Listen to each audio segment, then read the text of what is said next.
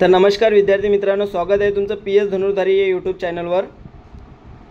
ध्येय दूर आहे म्हणून रस्ता सोडू नका, स्वप्न मनात धरलेलं कधीच मोडू नका, पावलोपावली येतील कठीण प्रसंग, फक्त ध्येय पूर्ण होईपर्यंत हार मानू नका। विद्यार्थी मित्रांनो, आपण जेव्हा एखाद्या ध्येयाच्या मागे असतो तेव्हा संघर्षाच्या रस्त्यावर चालताना बरेच कठीण समस्या आपल्यासमोर निर्माण होतात, परंतु त्या समस्यांना बघून हार मानायची नसते, तर त्याच परिस्थितीवर मात करून आपल्याला विजय प्राप्त करायचा असतो आणि तोपर्यंत कधीच थांबायचं नसते।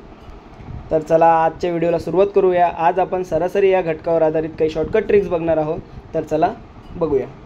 आजचा पहिला प्रश्न आहे की पहिल्या 9 क्रमावर नैसर्गिक संख्यांची सरासरी किती। विद्यार्थी मित्रांनो, बऱ्याचदा आपल्याला असे प्रश्न पोलीस भरतीच्या परीक्षेमध्ये म्हणा किंवा इतर कोणत्याही परीक्षेमध्ये म्हणा आपल्याला बघायला मिळतात आणि अशा प्रश्नांच्या वेळेस आपण सूत्र आठवायचा प्रयत्न करतो, पण सूत्र आपल्याला आठवत नाही। तर अशा गणित सोडवताना मग आपल्याला वेळ लागतो किंवा बराच वेळ खर्च होतो।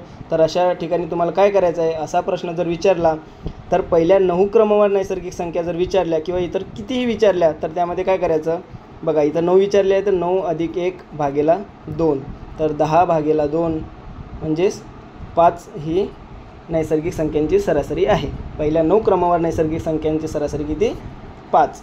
जर तुम्हाला विचारलं की पहिल्या 15 नैसर्गिक संख्यांची सरासरी किती, तर काय करायचं, 15 मध्ये 1 मिळवायचा आणि भागेला 2 म्हणजे 16/2 बरोबर 8 ही तुमची सरासरी असेल। ठीक आहे, तर चला पुढचा प्रश्न बघूया। बघा इथं समसंख्या विचारलेल्या आहेत। विद्यार्थी मित्रांनो, पहिल्या 40 क्रमावर संख्यांची सरासरी जर विचारली, बघा इथं काय महत्त्वाचं आहे, पहिल्या आणि क्रमवार। ठीक आहे, तर पहिल्या आणि क्रमवार मग कितीही विचारू द्या सेम सूत्र तुम्हाला लागू पडणार आहे। बघा इथं 40 विचारले आहे, पहिल्या 40 क्रमवार समसंख्यांची सरासरी किती, तर यामध्ये फक्त 1 ॲड करायचा आणि तुमचं उत्तर असेल 41। समजलं।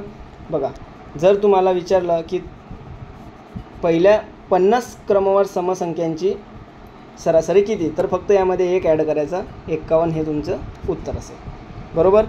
अशा क्रमावर तुम्हाला कितीही विचारू द्या, जर तुम्हाला 100 विचारले, जर तुम्हाला 100 देखील विचारले तरी त्यामध्ये 1 ॲड करून 101 हे तुमची सरासरी असेल।